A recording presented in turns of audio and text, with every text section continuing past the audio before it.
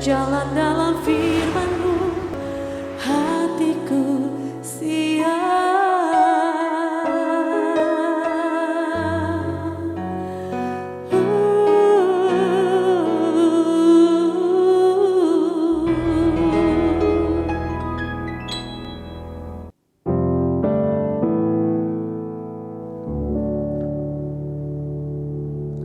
Salam, lover yang dikasihi Tuhan Yesus Kristus. Senang boleh kembali bersama saudara semua. Bagaimana keadaan saudara saat ini? Kiranya semua dalam keadaan sehat, bersuka cita, diberkati Tuhan. Saudara-saudara yang dikasihi Tuhan, setelah kita beraktivitas sepanjang hari ini, mungkin kita tidak hanya lelah secara fisik, pikiran kita juga lelah karena ada berbagai masalah yang belum terselesaikan, dan itu bisa mengganggu istirahat kita. Tuhan ingin kita bisa istirahat dengan baik karena ini waktunya Tuhan ingin memberkati apa yang sudah kita kerjakan sepanjang hari ini. Oleh sebab itu Tuhan mengundang kita semuanya, marilah kepadaku semua yang letih lesu dan berbeban berat, aku akan memberi kelegaan kepadamu. Tuhan ingin kita semua alami kelegaan di batin kita. Kita bisa istirahat dengan baik, besok kita bisa kembali beraktivitas, bisa bekerja dengan efektif, stamina kita baik, kita sehat, dan itu akan membuat kita semakin bisa memuliakan Tuhan. Apapun masalahmu, apapun situasi sulit yang kau hadapi, jangan biarkan itu jadi beban berat. Bawa kepada Tuhan. Kita bersatu dalam doa.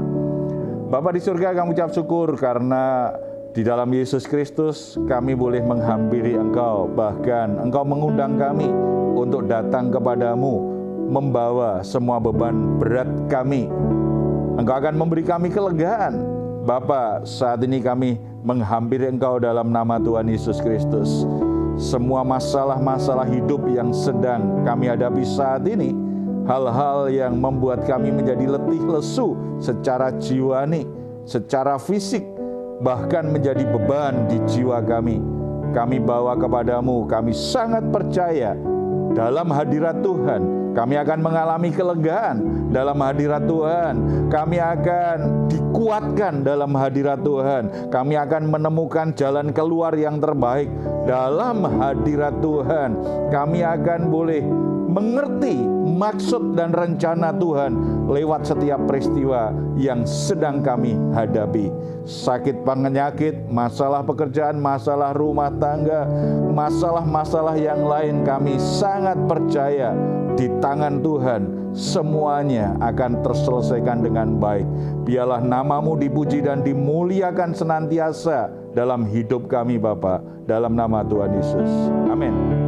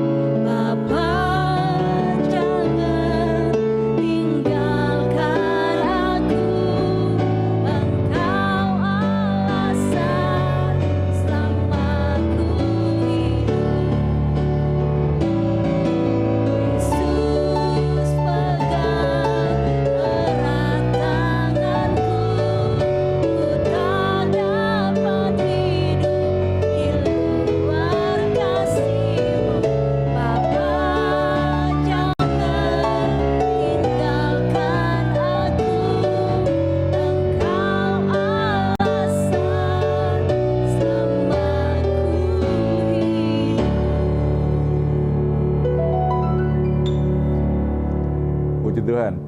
Sebelum kita sharing firman Tuhan, mungkin ada pertanyaan atau permohonan doa yang bisa dibacakan? Ada? Ada Pak. Ya, silakan. Ada permohonan doa. Mohon dukungan doanya agar gereja kami mengalami pemulihan dari Tuhan. Pasca pandemi gereja kami mengalami suam-suam kuku. Iya, ini kondisi yang memang perlu banyak didoakan ya. Pandemi sudah mengguncangkan banyak pelayanan, banyak gereja, dan setelah mulai bisa ibadah tatap muka pun ternyata banyak yang belum bisa pulih. Kalau dari sisi kehadiran mungkin bukan yang utama, tetapi kalau kondisi rohani, jadi tidak ada kegairahan secara rohani, tidak semangat lagi secara rohani, ini lebih serius. Sebab kalau tidak ada kegairahan rohani yang besar untuk beribadah, maka gereja hanya menjalani ritual-ritual agamawi tetapi tidak membuat orang berjumpa dengan Tuhan, tidak mengalami perubahan dalam Tuhan, maka itu tidak seperti yang Tuhan harapkan. Kita memang harus berdoa supaya kembali ada kebangunan rohani, ada kegairahan besar dalam gereja-gereja kita. Ada satu catatan di Alkitab menarik bagaimana Tuhan memulihkan fungsi bait Allah. Kita akan membacanya dari surat Yohanes, dari Injil Yohanes. Dari Injil Yohanes pasal yang kedua. Kalau kita pelajari ayat 13 sampai 25, di sana kita bisa menemukan beberapa prinsip penting bagaimana Tuhan memulihkan bait Allah itu. Yang pertama, Tuhan memulihkan fungsi bait Allah. Kita bisa baca ayat 13 sampai 16. Ketika hari raya Paskah, orang Yahudi sudah dekat. Yesus berangkat ke Yerusalem. Dalam bait suci didapatinya pedagang-pedagang lembu, kambing, domba, dan merpati. Dan penukar-penukar uang duduk di situ. Ia membuat cambuk dari tali lalu mengusir mereka semua dari bait suci dengan semua kambing, domba, dan lembu mereka. Uang penukar-penukar dihamburkannya ke tanah dan meja-meja mereka dibalikkannya. Kepada pedagang-pedagang merpati ia berkata, ambil semuanya ini dari sini. Jangan kamu membuat rumah Bapakku menjadi tempat berjualan. Saudara-saudara yang dikasihi oleh Tuhan Yesus, bait suci, rumah Tuhan, atau kalau sekarang dalam konteks kekristenan kita, gereja, fungsinya apa? Fungsinya adalah untuk menyembah Allah, untuk memberikan persembahan, memberi pengagungan kepada Allah. Ketika orang datang ke rumah Tuhan, berarti pusat dari pertemuan itu apa? Pusat dari kegiatan itu siapa? Pusat dari ibadah itu siapa? Harusnya yang punya rumah, Tuhan harus menjadi pusat. Banyak kegairahan rohani itu menjadi padam. Banyak semangat berkurang karena kadang-kadang gereja tidak berpusat pada Tuhan. Ibadah-ibadahnya ditata, dibuat semenarik mungkin supaya yang datang senang. Jadi pusatnya siapa? Yang datang. Lalu semua diatur sedemikian rupa supaya yang melayani nyaman. Berarti pusatnya siapa? Yang melayani. Saudara tidak salah supaya jemaat atau yang melayani itu nyaman dalam sebuah tempat ibadah. Tetapi ingat, kenyamanan itu tetap diarahkan supaya mereka menyembah Tuhan. Supaya tetap semua hal yang dilakukan pusatnya pada Tuhan. Karena kalau bicara kenyamanan kan relatif sekali. Ada satu gereja kalau nggak pakai AC itu nggak nyaman. Tetapi ada tempat-tempat tertentu nggak pakai AC biasa-biasa saja tuh. Ada gereja tertentu harus full band tuh supaya nyaman, supaya senang, memuji Tuhan semangat. Tetapi ada gereja tertentu hanya pakai organ saja cukup, bahkan hanya pakai gitar juga semangat, ya. Saya tumbuh di gereja desa. saya melihat kegairahan rohani itu sama sekali tidak ditentukan oleh tempat, fasilitas, dan alat musik. Tetapi lahir dari hati yang luar biasa. Ya. Bahkan saya pernah ketemu sebuah gereja dan yang melayani sebenarnya nggak tahu nada ya. Tetapi tetap aja kegairahan rohani luar biasa. Mereka ingin melayani Tuhan, ingin memuji Tuhan. Cuma memang karena keterbatasannya dan tidak ada yang mengajari. Bagi mereka kan nggak bisa main musik, ya udah tepuk tangan cukup. Tetapi semangatnya berkobar-kobar. Fungsi bait Allah itu adalah menjadi tempat di mana pribadi Tuhan dipuji, disembah, diagungkan, dihormati. Kenapa Yesus menegur keras praktek perdagangan di bait Allah pada masa itu? Karena mereka mulai kompromi dengan praktek-praktek yang berdosa antara jemaat, antara pedagang, dan antara para imam yang melayani. Kita tahu bahwa korban persembahan itu harus sempurna. Tidak boleh orang mengorbankan binatang yang ada cacat celanya. Itu diperiksa oleh imam. Imam yang dengan ketat akan memeriksa. Kalau ada domba, ada kambing, ada lembu yang tidak memenuhi standar kesempurnaan sebagaimana sudah diatur di hukum agama di masa itu, tidak boleh dipersembahkan. Tetapi karena ada persekongkolan antara pedagang dan imam, yang cacat-cacat pun boleh dipersembahkan. Dan kalau jemaat ngerti, senang karena tidak harus beli lembu yang mahal.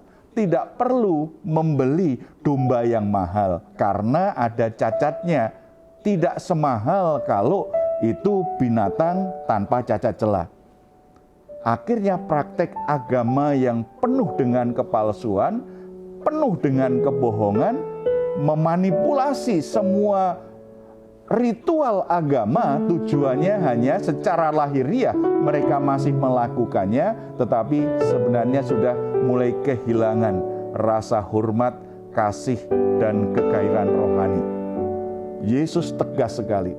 Makanya pemulihan rohani yang akan Tuhan lakukan di bait Allah pasti akan menempatkan pusat penyembahan adalah Allah yang Maha Kudus, dan penyembahan itu harus dilakukan dengan benar dalam roh dan kebenaran.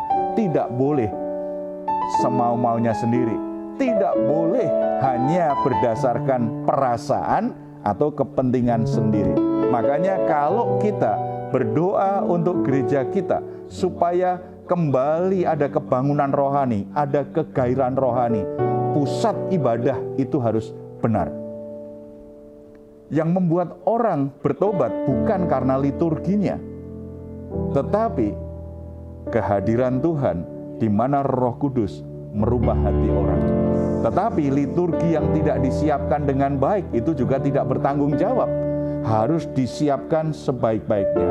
Sebagaimana jemaat diajar untuk memberi waktu dan memberi persembahan terbaik dalam ibadah, yang melayani juga harus komitmen bahwa pelayanannya itu harus menjadi persembahan terbaik kepada Tuhan. Yang melayani dan jemaat yang ibadah, dua-duanya ini harus didoakan nih. Kita berdoa Tuhan supaya ada kegairahan rohani. Kalau yang melayani juga tidak mau berubah, juga tidak mau menata hidupnya ketika melayani itu sebagai persembahan kepada Tuhan, beri yang terbaik, maka kegairahan rohani, kebangunan rohani juga tidak akan terjadi. Demikian juga jemaat juga harus ibadah itu persembahan terbaik dia di hadapan Tuhan, bukan sekedar tradisi. Fungsi dari rumah Tuhan harus dipulihkan. Pemulihan yang dari Tuhan pasti akan dari sisi ini akan terjadi. Kalau tidak, akan sulit ya. Yang kedua, kalau kita baca ayat 18 sampai 22. Orang Yahudi menantang Yesus, katanya, "Tanda apakah dapat engkau tunjukkan kepada kami bahwa engkau berhak bertindak demikian?" Jawab Yesus kepada mereka, "Rombak bait Allah ini dan dalam 3 hari aku akan mendirikannya." Lalu kata orang Yahudi kepada mereka, 46 tahun orang mendirikan bait Allah ini dan engkau dapat membangunnya dalam 3 hari. Tetapi yang dimaksudkannya dengan bait Allah ialah tubuhnya sendiri. Kemudian sesudah ia bangkit dari antara orang mati, barulah teringat oleh murid-muridnya bahwa hal itu telah dikatakannya dan mereka pun percayalah akan kitab suci dan akan perkataan yang telah diucapkan oleh Yesus. Saudara-saudara, pemulihan Tuhan untuk baitnya itu pasti akan menjadikan tubuh Kristus itulah sebagai bait suci yang sesungguhnya, bukan hal-hal yang fisik. Yesus adalah bait suci dan persekutuan orang percaya adalah bait Roh Allah. Pribadi Yesus itu yang lebih utama. Seperti tadi saya katakan, fasilitas itu oke, bagus, acara bagus, tetapi di mana posisi Yesus dalam gereja? Di mana posisi Yesus? Lalu pusat dari ibadah kita di mana? Bait suci sesungguhnya adalah Yesus Kristus, pribadi ilahi yang turun ke dunia ini. Itu menjadi bait suci yang turun di tengah-tengah manusia. Ibadah tanpa Yesus Kristus sama saja ibadah tanpa hadirat Tuhan. Oleh sebab itu, pemulihan itu akan menjadikan pribadi Yesus itu yang paling utama. Yesus Kristus itu yang paling utama dalam ibadah kita. Tema khotbah bisa macam-macam, tetapi pribadi Yesus harus menjadi pribadi utama yang diberitakan. Khotbah-khotbah yang bertanggung jawab akan selalu berpusat pada pribadi Yesus Kristus Tuhan. Bukan hanya sekedar supaya jemaat senang mendengarnya. Bukan sekedar supaya jemaat terhibur. Bukan supaya jemaat itu diberkati Tuhan. Bukan supaya jemaat itu sembuh. Bukan sekedar supaya jemaat betah ibadah. Tidak. Dari awal puji-pujian sampai pemberitaan firman Tuhan, sampai penutupan, ibadah itu harus menjadikan Yesus. Setiap orang itu bisa mengalami perjumpaan pribadi dengan Yesus Kristus Tuhan. Pemulihan selalu membuat orang itu akhirnya mengalami perjumpaan pribadi dengan pribadi Tuhan. Bukan sekedar senang, bukan sekedar dia gembira, bukan sekedar dia nyaman. Apa artinya nyaman secara tempat?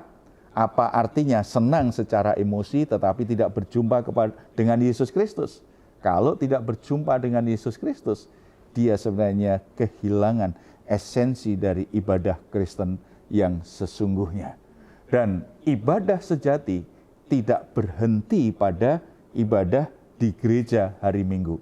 Karena dalam Yesus Kristus kita mengerti Tuhan ternyata menguduskan tubuh kita ini, membayar lunas tubuh kita dan menjadikan tubuh kita ini bait sucinya. Di dalam Yesus Kristus, tubuh kita adalah bait Roh Allah. Kita baca di 1 Korintus 3 ayat 16. Tidak tahukah kamu bahwa kamu adalah bait Allah dan bahwa Roh Allah diam di dalam kamu? Setiap orang di dalam Yesus Kristus itu sudah dibayar lunas. Tubuhnya itu dibeli di atas kayu salib. Bukan lagi menjadi milik iblis, bukan lagi menjadi milik dosa, tetapi menjadi milik Kristus. Di situ Roh Allah berdiam diri. Oleh sebab itu ibadah sejati itu adalah ketika Tuhan pulihkan fungsi dari gereja Tuhan dalam bentuk persekutuan orang percaya, dan Tuhan juga memulihkan keadaan setiap orang supaya ibadah itu tidak hanya hari Minggu, tetapi semua aktivitas setiap hari menjadi ibadah. Karena apa?